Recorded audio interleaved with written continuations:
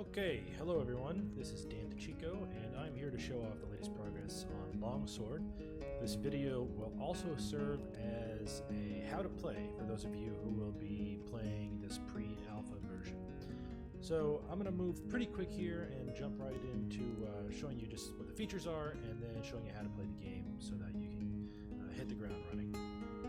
So, Longsword is a digital tabletop tactics game. You collect cards that consist of champions and equipment and spells. So under the cards tab, you can go through and you can look at all your different champions and spells and structures and equipment that you have. There's, let's see, I think there's 128 cards in right now. It'll be closer to 400 by the time we release. You can inspect what the champions do by clicking on the card. Get a nice look at the guy. You can see what his skills are that he's got attached to him. You can adjust his armor colors and so on. This is not. This won't translate into the game just yet. These armor colors, but it's just a proof of concept to show that this tech works and everything. You can also put a deck together. You just select one of these pre-made decks. I've got a dwarf army, like an undead army, and a Camelot army, and you can see the cards that are in the deck. You can switch them out really easily just by taking one out, putting one back in. Right now the decks are limited to 20 cards. Ultimately we're going to go to 30 cards. So this is basically where you go if you want to build a deck, and I'd suggest, if you're just getting started, to go ahead and use one of these pre-made decks because they're fairly well balanced and they can get you, out the gate without having to worry about anything. So let's go into play. We're going to play just a little skirmish against the AI. I'll be the army of Avalon, the AI will be the undead army, and we'll just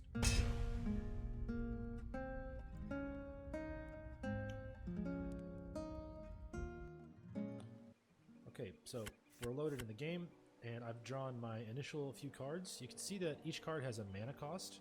This card is 39, this one is 26, this one is 10, this is a Holy Blade, this is a Peasant Levy, and this guy is a Wizard. And you can see my mana, I have 16 mana. And if we're just looking at this this screen, you can use WASD to move the view around. You can hold the right mouse button to look around, and you can use Q and E to move the camera up and down. I'm going to spend some mana and drop my wizard down. So this is my nexus here, okay, and I could deploy my wizard anywhere next to my nexus. That's the enemy's nexus. Now, I've got nothing else I can do this turn, so I'll just, I can move him if I want. I just select him. You'll see that he's got 3 action points, and everything here takes action points to do. You can see the wizard's basic stats are, he's got his attack, his speed, his attack range, his defense, and his hit points. And he's got a few attack skills that he can use. He can whack you with his staff, he can throw a fireball, or he could use this arcane shield, which gives him some damage protection. But I don't want to do any of that, so I'll just hit end turn. And the AI is playing its card. It's played this Plague Lord, who's a big risen zombie warrior who can get more zombies out on the field. So to move, you just select your guy, you click where you want him to go, and you can see the action point cost to move along, including it costs him 1 additional AP to climb if I wanted to do that. What I really want to do is move adjacent to this rune stone. Right? If I am solely in control of the rune stone, then I get more mana each turn, but I can't make it there. You see it says I'm too far. So I will move close enough. I'm going to move over here. And I'll also probably bring in some backup with this archer. And now I'll hit end turn and the AI to make its move. So the AI in this version is pretty simple. It won't use any of its special abilities. It'll just move towards you and attack, and it also is good at maneuvering on the board for advantage. I just haven't taken the time to code it needs some bespoke code for each of these special abilities. So I'm not doing that just yet. There's an advantage to having high ground, so I'm going to move this archer up here. I'm going to show you what that advantage looks like once we get there. For now, I'm going to move the wizard up next to the runestone. I'm going to toss a fireball. And I'm going to end turn. You'll notice that I capture this runestone.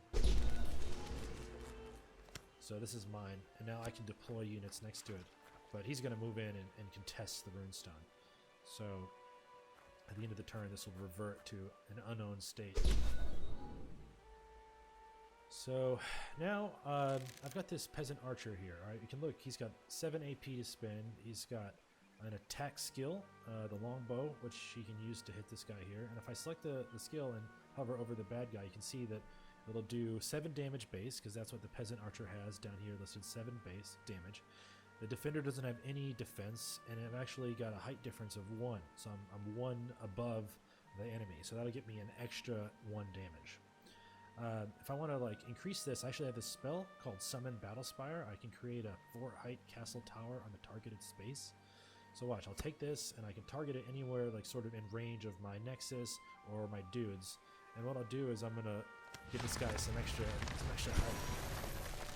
And now you can see that I can do 12 damage because I've got that much more height. I can also hit this guy over here for 18 damage, because not only do I have a height difference, even greater height difference, but this guy also is a skeleton. These skeletons have like a racial passive skill. It's really a passive debuff that when they take physical damage of 5 or more, they take 5 additional physical damage. So it's this guy's pretty powerful in a lot of other ways, but that's a major weakness. So I think what I'll do is go get the most bang for my buck. You can see the little arc of green balls is like that's the line of sight for this projectile. So the arrow that I'm shooting has a pretty high arc, and I hit him. So the wizard is kind of in trouble here. He can only just whack the guy with his staff, but what he can do is spend the rest of his action points to give himself an arcane shield. So I'll do that. And that'll give me like a protection against an attack. Another thing that's happened here is that my wizard has gained a couple conditions. So one, he's gained the arcane shield. You can see down here that he's got an arcane shield, so he's protected for some damage.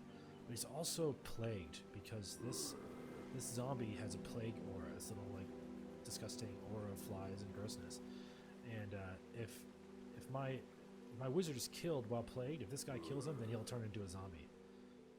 Okay, so I'm almost done with my turn. I think what I'll do is I think I'll save my mana, so I'm going to end turn.